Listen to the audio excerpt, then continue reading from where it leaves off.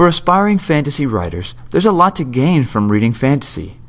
We can learn from master storytellers by reading their work. We can study the world-building techniques of successful authors. These masters teach us and also inspire us to create great works. But if we as students in the craft of writing and world-building only have a steady diet of fantasy, we could end up being malnourished writers and world-builders.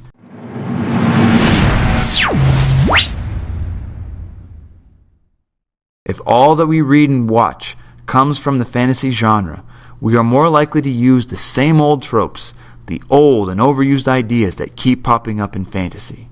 If we only consume fantasy, there is a great tendency for us to gravitate towards the ideas that have been overused in that genre. To move away from the old tropes, we need to move to something else. A way we can move past the cliches that come so easily to our heads is by looking outside the fantasy and sci-fi genres. Writer and director Joss Whedon, the guy who directed the Avengers movies, is a big advocate for a multi-genre diet. Although most of the projects that he works on fall into fantasy and science fiction, he reads a lot outside those genres. For example, in one interview he did, he talked about how reading the book entitled Killer Angels, a realistic drama about the Civil War in the United States, inspired his creative process. Joss thought to himself after reading it, what if this story about Civil War soldiers took place on the Millennium Falcon? So he took some ideas from the book, Killer Angels, and transported them to the science fiction setting of outer space. And this is how he came up with the highly praised cult classic Firefly, a TV series about a ragtag crew of smugglers on a space freighter who travel a post-Civil War galaxy that resembles the Wild West.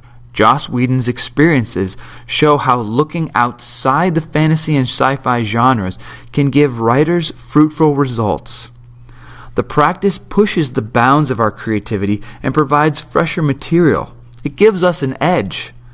So when we are out selecting new books to read or movies to watch, I'd encourage you to look outside fantasy. Consider it research. I highly recommend nonfiction, because as they say, what is true is often stranger than the fiction we can imagine. Adding this material to your story diet will nourish your creativity.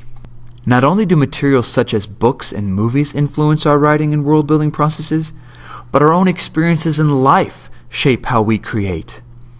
As one of my mentors explained to me, we write from life. This points out an obvious yet often overlooked fact. We are not writing and creating in a vacuum. Our experiences shape us. We are not completely objective. We are subjective. And this is a good thing, because life experience is a fount of originality.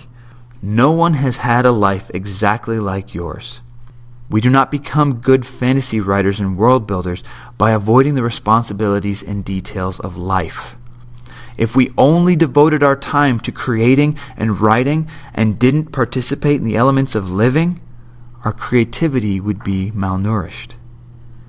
We do not become masters of fantasy by completely devoting our time to fantasy.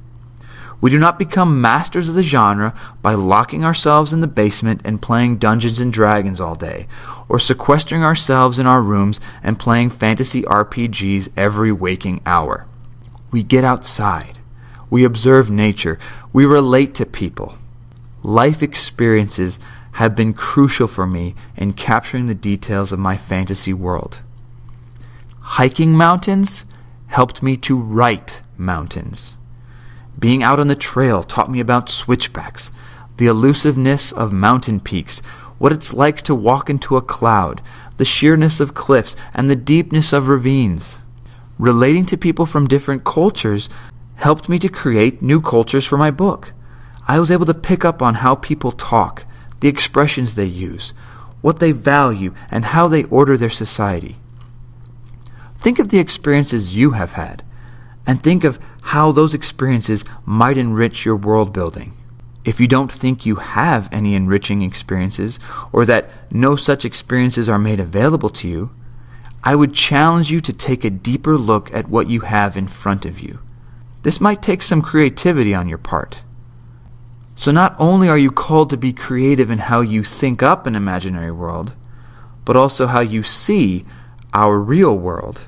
If we as writers, as adults, find ourselves in what appears to be an uninspiring place or context, it would do us some good to remember what it's like to see the world as a child. Now, this is our challenge, but it goes with the territory of being a creative writer.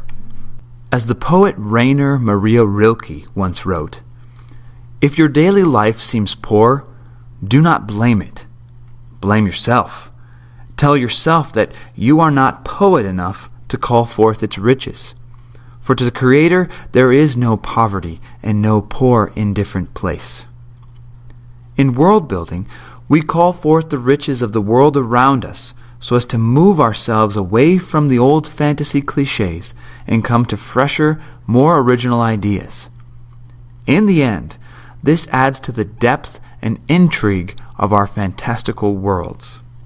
Hey everybody, thanks for watching. This was a lesson in my world building workshop for fantasy writing. You can get the full course on this playlist right here. And if you'd like to get the course without any ads or without any interruptions, you can get it on Udemy, which I'll include in a link in the description. So again, thanks for watching and happy world building and happy writing.